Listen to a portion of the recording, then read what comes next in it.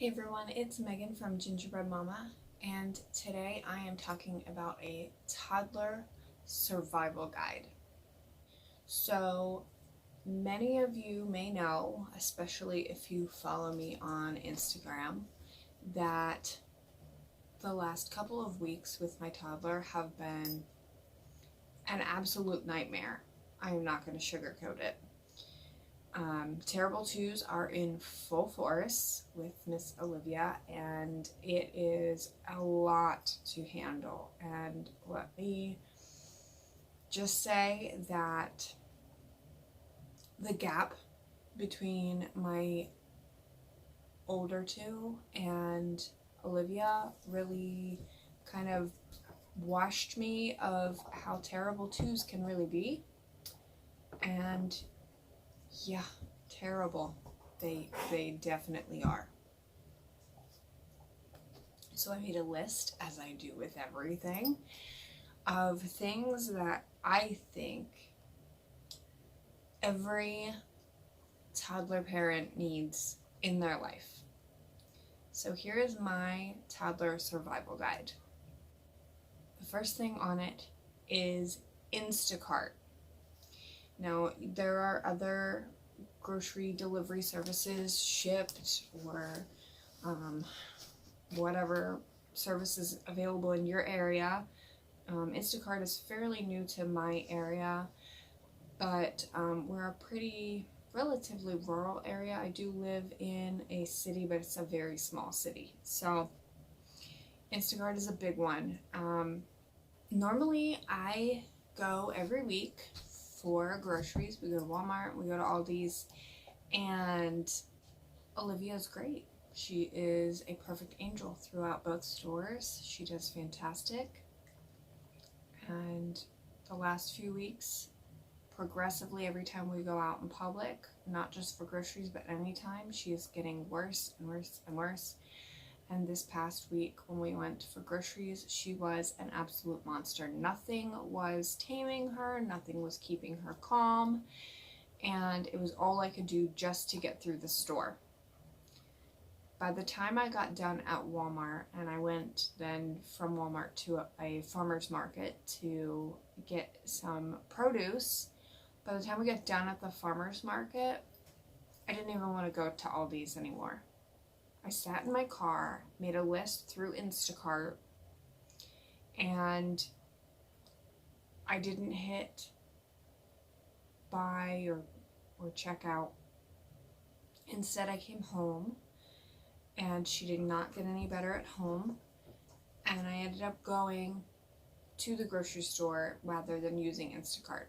But I do think in the future I will be using it. I know that there are some people, some places where they cannot use it because they are too far away from a store that uses it, but if you have it available in your area and you've got a toddler, I can guarantee it is a lifesaver. I have not personally used it yet, but I know I have friends that have, and they are just so thankful that such a service exists.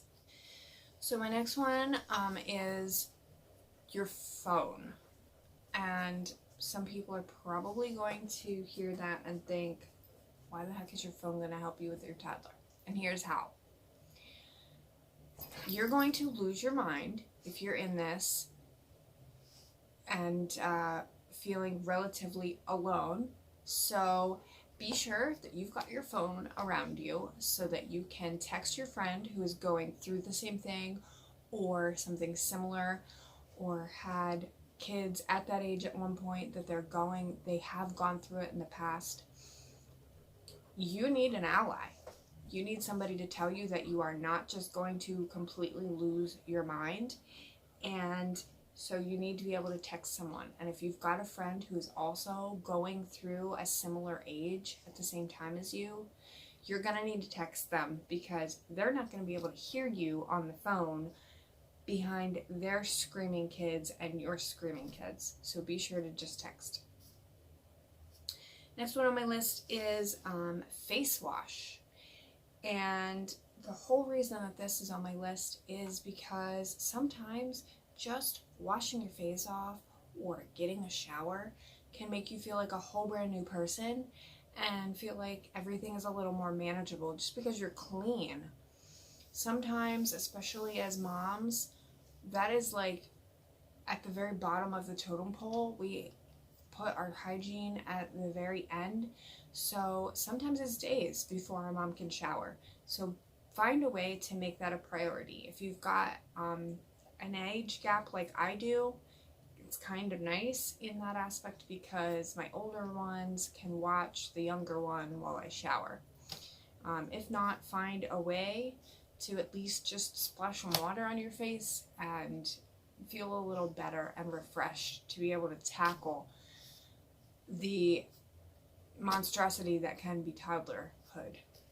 Next one on my list is a list of your favorite playgrounds, parks, libraries, indoor activities for when it's not nice out, kid-friendly restaurants, anything that you feel that you could take your kids to let them exert some energy, get it out, get out of the house, and have a list of these things, because when you're in the trenches and it is exhausting and they are just on your last nerve, you're probably not going to be able to think of these places. So it's really nice to just have a list of them so that you can just access it real quick, whether that be an actual paper list up on your fridge, or if it is just a list on your phone.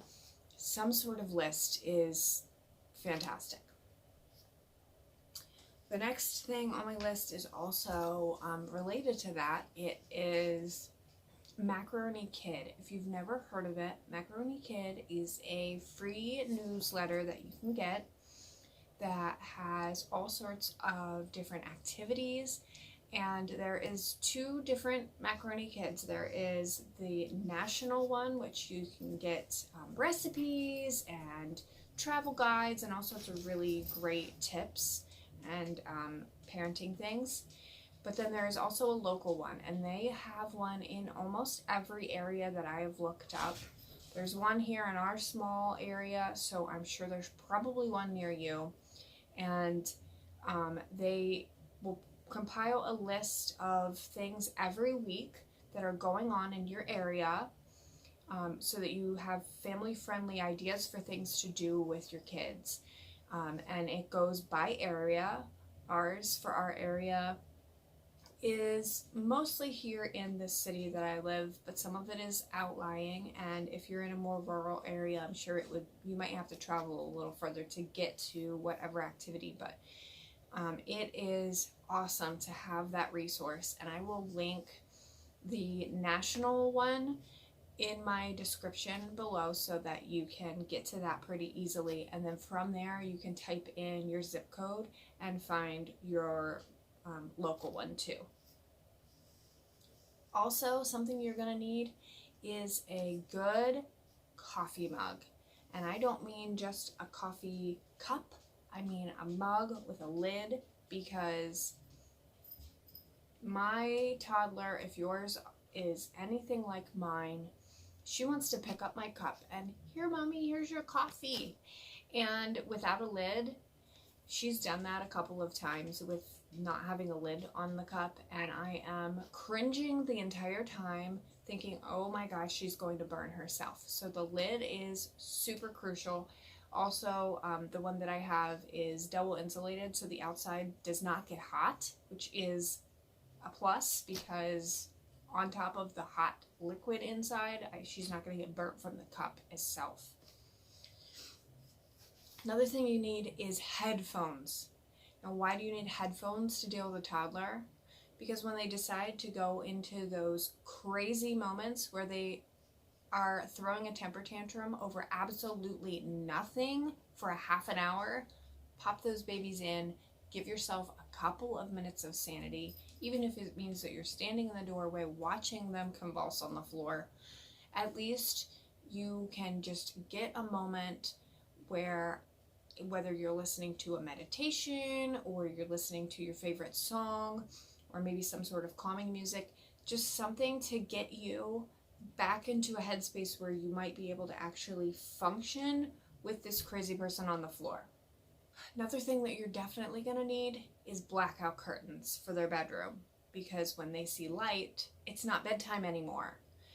And those blackout curtains keep it bedtime all the time. So that is definitely a plus. I dealt with this morning. Olivia decided she was going to get up at 5 a.m. and I decided that wasn't going to happen. So I changed her diaper and got her back to bed, and she was telling me that it was sunshine outside, and I was able to say, look, it's not sunshine. And she said, cars outside. And I said, well, the cars are sleeping. These are the types of things you tell your toddler just to get them back to bed. And it worked. She slept until almost 9 o'clock. So I was able to get some sleep and actually get up before her and have my coffee in silence, which was incredible. A nugget that never happens in my life, but it was fantastic for the one time that it did happen. Another thing you're going to need is you're going to lose your sanity and not be able to remember anything. So a notebook is essential. You should get yourself a notebook. This one's just a cheapie from Walmart. And you're probably going to want to buy more than one, because that same toddler is going to take over your notebook. So you should probably just buy them their own, because then you don't have to deal with this in your notebook.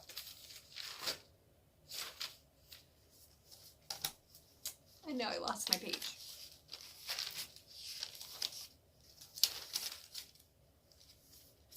So this is my list of things that you need to survive with a toddler.